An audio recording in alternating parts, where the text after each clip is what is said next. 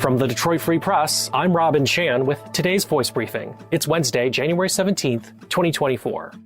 For the Detroit Free Press, I'm Eric D. Lawrence. One of the Detroit area's two main bus systems is asking residents what they want from their local transit agency. The Suburban Mobility Authority for Regional Transportation, better known as SMART, is hosting a series of meetings online and in person in January and February to gather direct feedback as it plans its future. The in-person meetings are being held at various locations in Macomb, Oakland, and Wayne counties. The effort is part of the system's Smarter Mobility project that began in 2023. The project aims to help ensure services are integrated, launch a user-friendly transit app, and expand public transit within new service areas.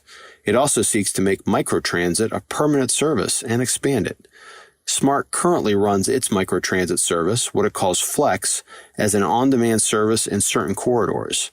Harmony Lloyd, SMART's Vice President of Planning and Innovation, says it's not realistic to put microtransit in every community, so SMART wants, quote, to be thoughtful about where those zones go, end quote. I'm Frank Witzel with the Detroit Free Press. Expect the deadly potential deep freeze that's overtaken Michigan and much of the country to continue through early next week, when weather forecasters say temperatures may finally get warmer by reaching the low 30s. So far, at least one Oakland County man has died from hypothermia. Hundreds of schools in Metro Detroit have closed for the day and perhaps longer as districts make calls about what's safe. Nationwide, even in parts of America better known for mild, snowless winters, schools are shut down, affecting more than 500,000 kids. The cold also is expected to persist Thursday, with highs raising to the low and mid-20s and then dropping Friday into the teens and staying there until Sunday. Monday, however, there is some hope, with highs finally pushing into the 30s. I'm Andrew Burkle with the Free Press Sports Department. You'd be forgiven if, amidst the craziness of the Lions' first home playoff game in 30 years, you missed the news that Red Wings star Patrick Kane had to leave Sunday's game against the Toronto Maple Leafs after just 2 quick shifts. The news got extra scary when it was announced by the team that Kane was ruled out because of a lower body injury.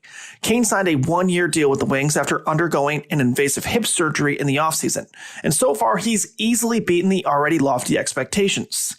In 19 games this year, he's racked up 16 points with 7 goals and 9 assists, while showing that his elite skill set hasn't been lost since the hip surgery. Well, fast forward to Tuesday, and Wings fans got some good news and some bad news. Let's get the bad news out of the way. At practice on Tuesday, Patrick Kane was not on the ice. And when speaking with the Free Press after the skate, Red Wings head coach Derek Lalonde said Kane will be out for at least the next 2 games. Now, I promise there is some good news in here. Lalonde also said the injury Kane suffered is not related to his hip, which is, of course, where everyone's mind went right when the injury was announced. As they do in hockey, the information and timeline for Kane's return was left very vague. But the mere fact that Lalonde said it's not related to the hip is very encouraging. The Wings have 2 games this week on the road, first against the Florida Panthers and then the Carolina Hurricanes. But there's no doubt about it, the Wings will want to get Kane back as soon as possible because they've been playing some really good hockey with him. The Wings have not lost in regulation since December 31st and have already picked up 5 wins in the new year. That's including Sunday's game that Kane left early. The good news for the Wings is they've already had a lot of experience playing without Kane this year, since he didn't sign until late November and didn't play until December. The team will certainly be hoping that experience will help them as they try and stay hot while they wait for Kane's return. Find more from the Detroit Free Press on freep.com. That's FREEP.com. Thanks for listening, and you'll hear more from us tomorrow.